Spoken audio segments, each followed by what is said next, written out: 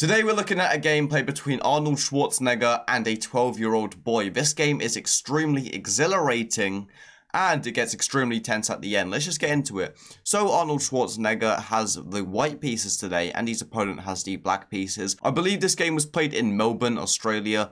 Let's just get into it. So Arnold opens up with the move D4, and I already have covered a game for Arnold on this channel when he played against Mike Tyson. So we're going to see a difference in the quality. It's a lot more of an interesting game, I'll put it that way. So after D4 we see the move D5. Knight F3, and now his opponent plays the move C5. I quite like this move because it's almost an anti-London. I'm not sure, you know, maybe if you play the London system and you're all like clued up on the theory, you might come up me in the comments and tell me how bad I am at chess. But it looks quite interesting. It's known as the Kraus variation. So after DC5 and E6, here Arnold continues normally with Knight C3. You don't want to try and defend this pawn with a move like B4 because you'll end up losing it to moves like A5, moves like Knight C6, B6. It won't end well, so you may as well just continue. Knight C3. So we see Bishop C5, and now Arnold strikes in the center of his opponent's position and goes E4. Now, let me show you something interesting. If this pawn is taken, it wasn't taken in the game, by the way. So if this was taken like this, then you can just take this queen and you can go like Knight G5 because you attack this pawn, you attack this square, and you almost win a pawn. So going back a bit, back to E4. You cannot really take if you're black here. I mean, I would strongly advise against it. So his opponent plays one of the most popular moves here and he goes D4. He advances his pawn. It's still fairly interesting, and after Knight B5 attacking this pawn, his opponent has to defend it. He has to go Knight C6, defending this pawn, but now Bishop F4. Bishop slides into the game, and if you've played any chess, you know this can be quite an annoying pattern to play against when your opponent has the knight here and the bishop here, because the threat is Knight C7. Here we're threatening Knight C7 to fork the king and the rook. So that's something interesting. So we see the move Bishop B6 preventing it. If you're new to chess, I would advise you that you learn forks, skewers, x-rays, pins. You learn all of them because when you know all of them, your chess, like trust me, you'll get a lot better. And here Arnold plays the move Knight E5. He gets his knight in. It's not completely necessary, just going back a bit, a move like Bishop C4 here would have been perfectly fine. And you can play moves like Knight D6, Knight G5, and this is quite a strong position. Instead of doing that, let me just go back a bit, back to Knight E5. We see Knight E5, we see Bishop E5 attacking this pawn. Looking maybe at this, we see F6 and now Knight D6 check, so disabling your opponent's castling rights. If you're playing much chess, maybe you're new to chess and you don't know this, it's always quite a good idea to stop your opponent from castling. And the reason why this move stops your opponent from castling is because after they move the king, because they're in check, well then they can't castle their king conventionally. It's not actually that bad for black here, because it's one of those kind of situations where more pieces are coming off the board. He's got his knight and his bishop under attack. So anyway, he has to take here, Knight C8, we see Rook C8, and Arnold here can just slide his bishop back. Instead he plays the move Bishop D4. Now I'm not sure what went wrong with Arnold with this decision making, because it just blunders a piece. You know, maybe he forgot to take his creatine. Maybe he forgot to, you know, have his protein shake, his protein bars. I'm not sure if Arnold still takes steroids, but, you know, I would imagine maybe he would take something like testosterone replacement therapy. But I'm not sure what was happening because he was playing quite well up to this point. Although the game still gets interesting, it's going to be interesting how he kind of bounces back. So we see Queen D4, and Bishop D4. Here Arnold plays. Good move, he goes castles queenside, attacks this bishop whilst also simultaneously defending this pawn. So we see Bishop E5, this bishop has to retreat. And, you know, so far Arnold was playing quite well, and Arnold's actually quite a strong chess player, so it's going to be interesting how he rebounds. Here he plays the move G3, maybe preparing F4, so we see Knight H6, and now F4, straight away attacking this bishop. Bishop D6, and now Arnold plays another interesting move. You know, maybe it was part of his ground strategy, because here he plays the move E5, which also blunders a pawn. I mean, a lot better here would be like Bishop E2, just taking away all the squares from this knight. One interesting thing here that you might learn is like after a move like bishop e2, notice how his knight is quite low on squares because we're just taking away squares from our opponent's position. So if we go back a bit, bishop e2 was strong, you know, but here he placed the move e5, which actually just blunders a pawn, and you don't really want to be blunder. I mean, he doesn't fully blunder a pawn. He does have some compensation.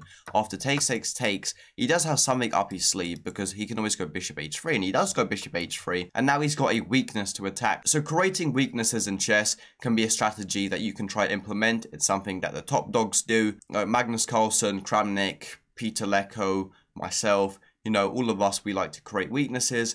So after bishop h3, here, I was about to say Magnus. Here, the 12-year-old boy plays rook c6. I think his name was Michael, by the way. Anyway, rook c6, and now we see the move rook h to e1 to attacking this bishop. We see bishop f6, as bishop was under attack, and now g4. Interesting. And after rook h to c8, there is an attack on this pawn. How do you defend this? We will try work out a way how you can defend this. I'll let you try get involved. If you'd said a move like maybe like c3 here, or a move like rook e2, congratulations.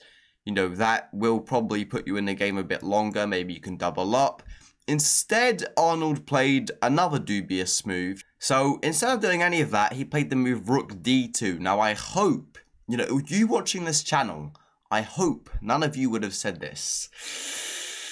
Because find out what's wrong with this move, and Arnold played this in the game. Because here the move bishop g5 can be played, which is extremely strong. And after rook e2, try pause the video and find the forced checkmate in 2.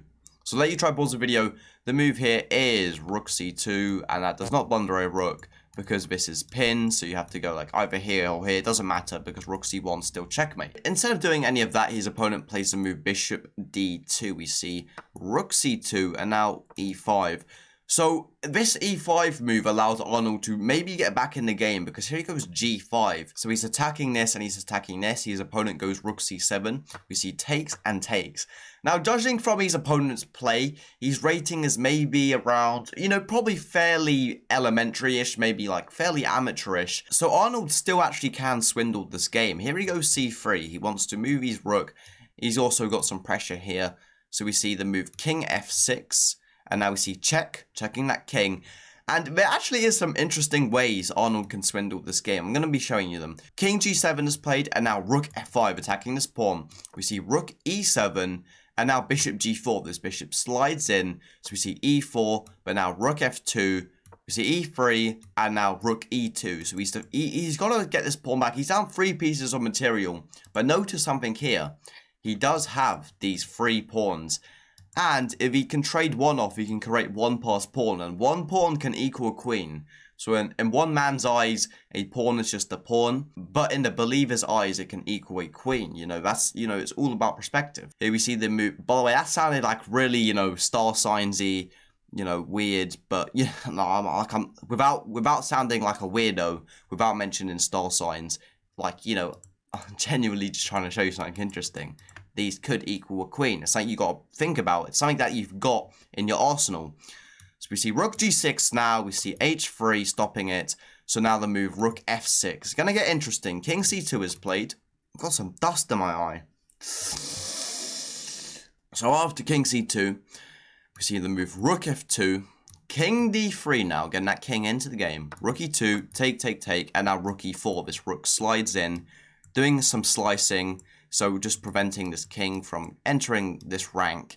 Anyway, we see bishop f3 attacking this. And if this rook was to, say, move like here, well, then we can win this pawn. We got a 3-on-1. So Arnold putting up some nice fight. We see rook e7, king d3, and now king g6. This king is sliding in. So h4, just preventing it from coming here.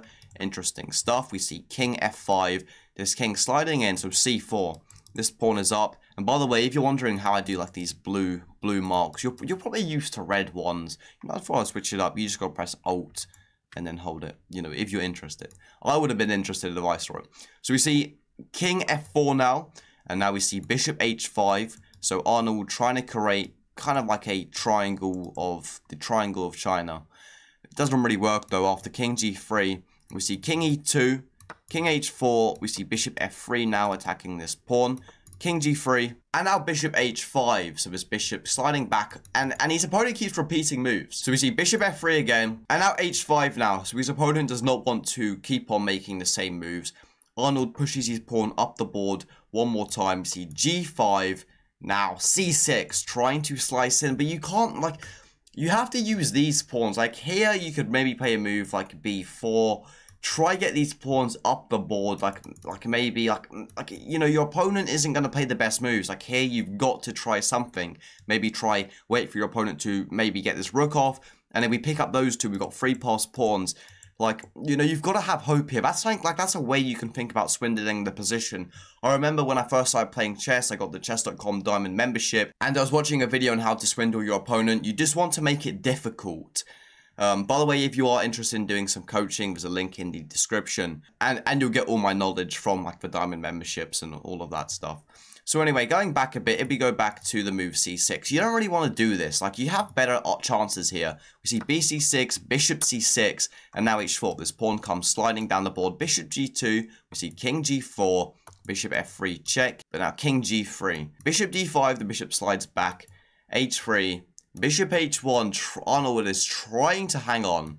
After king h2, bishop d5 one more time, king g1, bishop f3. Now this bishop just doing an absolute seesaw. h2, now b4. I mean, a bit late. We see a queen, take. And now Arnold's down a rook. Like, maybe he can create a passed one, maybe create a queen. It's going to be extremely hard. a4, king g2. We see b5 now. This pawn sliding down. h5. Like, bro, it'd be so depressing being Arnold right now. a5.